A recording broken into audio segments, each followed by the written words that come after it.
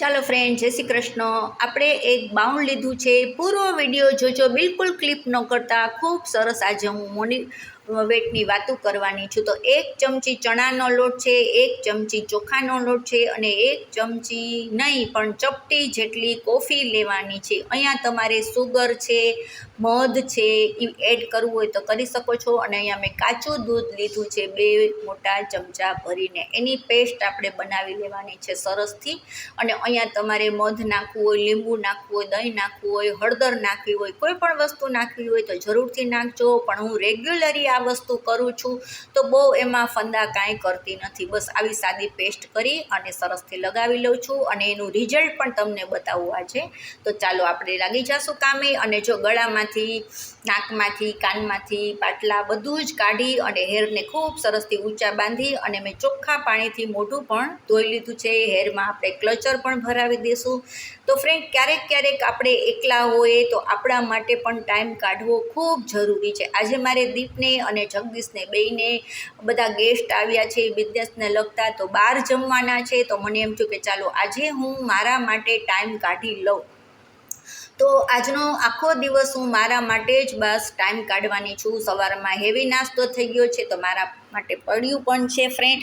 અને કોઈ પણ મારા વિડીયોઝ જોઈ લેજો, બ્લોગ જોઈ લેજો. મારી કોઈ નેગેટિવ વાતો ન હોય, એકદમ આપણે પોઝિટિવમાં રહેવાનું, પોઝિટિવ વાતો કરવાની. અને લાઈફમાં દુઃખ કોને ન હોય, બધાને હોય, પણ આપણા શરીરનું ધ્યાન આપણે જ રાખવાનું છે.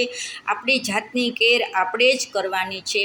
અને જો આપણે જ ધ્યાન નહીં દઈએ તો આપણે બીમાર લાગશું, આપણું શરીર પણ એવું થઈ જશે. તો હાથમાં ખૂબ સરસ ઘસવાનું છે, ખાસ કરી. અને આપણી કોણી, જ્યારે આપણે શોર્ટ કપડાં પહેરતા હોય છે, જેમ કે ડ્રેસ છે, કોણીની ઉપરના ભાગમાં હોય તો કોણી ખૂબ બ્લેક લાગે છે, તો એને પણ ખૂબ ઘસવાની. મારે બિલકુલ કાળી નથી, કારણ કે હું રેગ્યુલરી આ વસ્તુ કરું છું.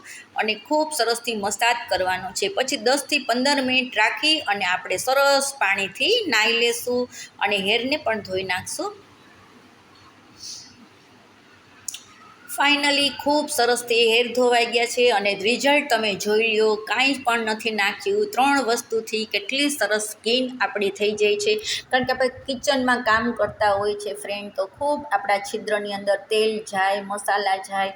અને ખાસ ટોપરાનું તેલ તો એકદમ મેજિક જેટલું કામ કરે છે. તો એને 2 હાથ વચ્ચે ટોપરાના તેલને થોડુંક ઘસવાનું છે, કે જેથી કરીને થોડુંક તેલ ગરમ થાય, આપણા હથેળીમાં જ ગરમ થાય એટલું ઘસી અને બધે જ લગાવવાનું છે. અને અહીંયા અત્યારે આપણે કોઈ મેકઅપ, કોઈ વસ્તુ કાંઈ જ કરવાની નથી. આજનો દિવસ પાવડર છે, કોઈ ક્રીમ છે, કોઈ વસ્તુ લગાવવાની નથી. કારણ કે આજે આપણી સ્કિનને ખૂબ સરસ ઘસી અને સાફ કરી હોય અને ડ્રાય થઈ ગઈ હોય, એટલા માટે આપણે એને તેલ લગાવી અને સ્મૂથ કરી લેશું અને રિઝલ્ટ ખૂબ સરસ આવે છે. તો ફ્રેન્ડ, મારો આજનો હેતુ એવું છે કે તમે જરૂરથી તમારા શરીરનું ધ્યાન રાખો, કેર કરો. હમણાં સરસ મજાના તહેવાર આવે છે, તો ક્યારેક તમારી જાતને પણ તમે ટાઈમ આપો અને ક્યારેક આવું કામ પણ કરતા રહ્યો. આજે તો મારે નથી એટલે મેં કર્યું, પણ ક્યારેય ઘરે હોય તો પણ હું કરી લઉં છું. અને જોઈ શકો છો મારે કોણી જરાય પણ બિલકુલ બ્લેક નથી. અને બસ આપણે હવે જોઈ લઈએ, ગ્લો આવી ગયો છે મસ્તનો, બરાબર છે ને? તો આ વિડીયો જો તમને ગમે તો ફ્રેન્ડ ફેમિલીમાં જરૂર શેર કરજો.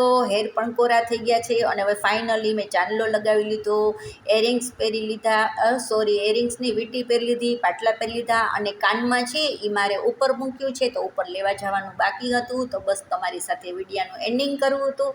અને થોડોક હવે ફ્રેશ થવા માટે મસ્તની એકદમ સરસની ચા બનાવી છે. તો મને એમથી ચાલો હવે ચા પી અને પછી મારે કપડાં કેટલા બધા ઇસ્ત્રીના છે તો એ મારે કરવા જવાનું છે. આજે રસોઈની નિરાત છે. તો ફ્રેન્ડ, આજે તમારી માટે આટલો મસ્તનો બ્લોગ લઈને આવી છું. તો જરૂર ફ્રેન્ડ ફેમિલીમાં શેર કરજો, નવા હોય તો સબસ્ક્રાઈબ કરજો. અને તમારા માટે જીવનમાં જરૂર ટાઈમ કાઢજો. દુઃખ કોને ન હોય, બધાને હોય. કોઈને થોડું હોય, કોઈને ઝાઝું હોય, તો બધાને હોય. પણ આપણા જીવનમાં આપણા માટે ટાઈમ કાઢવો ખૂબ જરૂરી છે.